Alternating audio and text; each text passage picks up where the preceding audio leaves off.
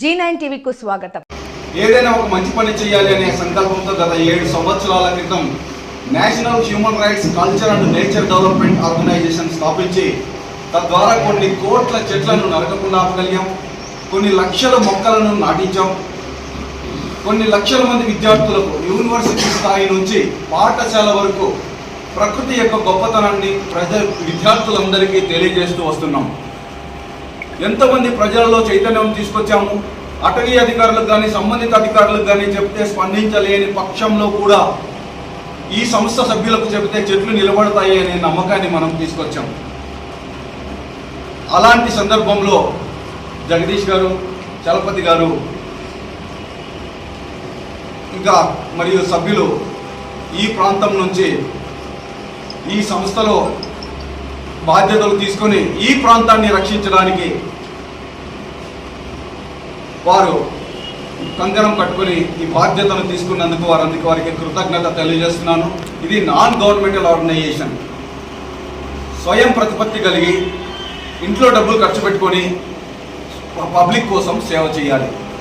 అంటే ఇది ఒక కులం కోసం చేసేది కాదు. ఒక కులం కోసం చేస్తే 1000 కులాలు ఆపోజిట్ ఉంటాయి. ఒక మతం కోసం చేసేది కాదు. మతం చేస్తే 5 మతాలు ఆపోజిట్ ఉంటాయి. మనుషుల కోసం మాత్రమే చేసేది కాదు. మనుషులకు మాత్రమే చేస్తే ఇంకా 83,99,999 జీవరాశులు ఆపోజిట్లు ఉంటాయి. ఎప్పుడైతే మనం ప్రకృతికి సేవ చేస్తామో ప్రకృతి సమస్త జీవరాశులకి అన్నం ఇస్తుంది, ఆక్సిజన్ ఇస్తుంది, వాటర్ ఇస్తుంది, ఎకోసిస్టమ్ చేస్తుంది, పొల్యూషన్ అంతా మింగేస్తుంది, భూమిని కాపాడుతుంది, టెంపరేచర్ని బ్యాలెన్స్ చేస్తుంది. ఇందులో ఏ తారతమ్యాలు ఉండవు. దేవతలు చేసే పని ఈ ప్రకృతి పరిరక్షణ. దేవతలందరూ కలిసి భూమి మీద ఉన్న అన్ని జీవరాశులను కాపాడడానికి ప్రకృతిని పరిరక్షిస్తూ ఉంటారు. అలాంటి ప్రకృతిని మానవ దేహంతో మనం పరిరక్షిస్తే మానవ దేహంతో దైవత్వం పొందినట్లు అవుతుందని మా హిమాలయాల్లో గురువు గారు చెప్పిన విషయం మేరకు ఈ సేవ చేస్తున్నాం. ఇందులో ఎంతోమంది ఈ అటవీ దొంగలు ఉంటారు, క్రూరులు ఉంటారు. వాళ్ళందరినీ ఎదుర్కోవాలి. వాళ్ళతో మనం ఒడిదుడుగులకు తట్టుకొని ఇంత పని చేసుకుంటూ వస్తున్నాం. ఎందుకంటే పిపీలు కాదు మనిషి పర్యంతము అందరూ క్షేమంగా ఉండాలనే దాంతో పని చేసుకుంటూ వస్తున్నాం. ఈ విషయానికి కూడా గౌరవ మీడియా మిత్రులందరూ గత 6 సంవత్సరాల నుంచి ఎంతో సహకరిస్తున్నారు.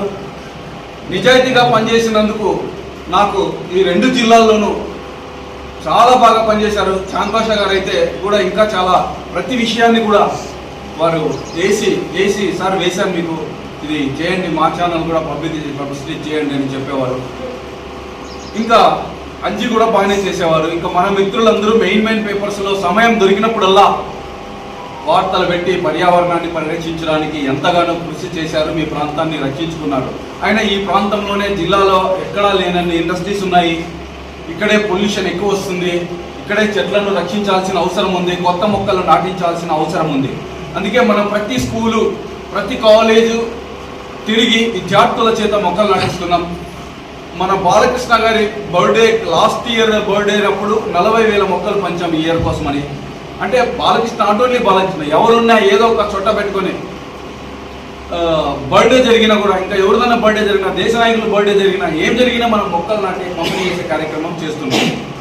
ఇలాంటి మహత్తరమైన కార్యాలు చేస్తూ భూమి మీద అందరికీ ఉపయోగపడే పని చేస్తున్న ఈ సంస్థకు అందరూ సహకరించాలని, సంస్థలు ఇంకా బాధ్యతలు చేపట్టి మనం తింటున్న అన్నానికి, పీల్చుతున్న గాలికి, వాడుతున్న నీటికి, భూమిని కలుషితం చేస్తున్న దానికి రుణం తీర్చుకోవాలంటే ఏ మార్గము లేదు, పర్యావరణాన్ని పరిరక్షించడం తప్ప అనే సంకల్పం తెలుసుకున్న వాళ్ళు కూడా ఈ సంస్థలో చేరి ఈ స్వచ్ఛందంగా ప్రకృతికి సేవ చేస్తే దైవానుగ్రహం పొందవచ్చని తెలియజేస్తూ చలపతన్న